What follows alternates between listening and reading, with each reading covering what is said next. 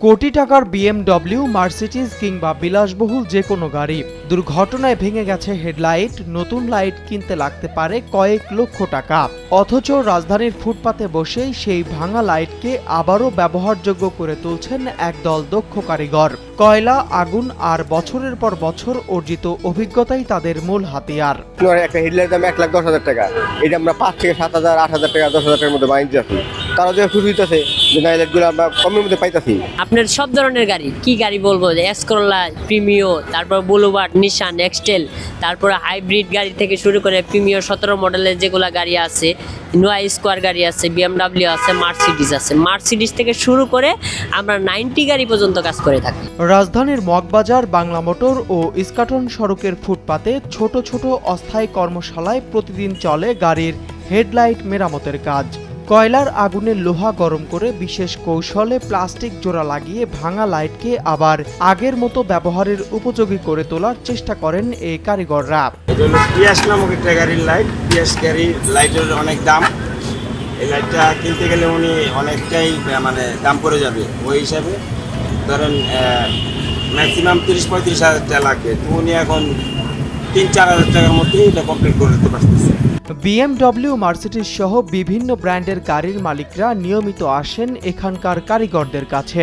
নতুন লাইট কেনার পরিবর্তে স্বল্প খরচে ভাঙা লাইট মেরামত করে অনেকটাই আগের অবস্থায় ফিরিয়ে নেন তারা।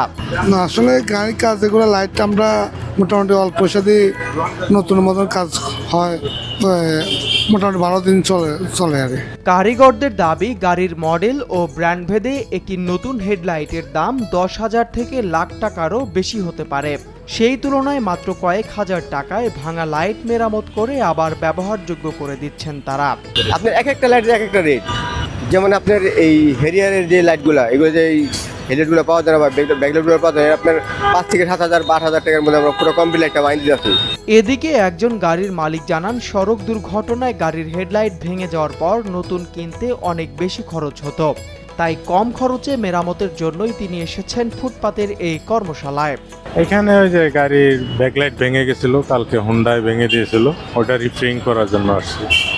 হ্যাঁ, মাঝে মধ্যে আমরা ভেঙে গেলে ওগুলা ফুটপাত দিয়ে রিপেয়ারিং করে নেই, কারণ অরিজিনাল তো আর লাগানো হয় না। ওই রিপেয়ারিং অল্প খরচের মধ্যেই চালিয়ে নেওয়া হবে।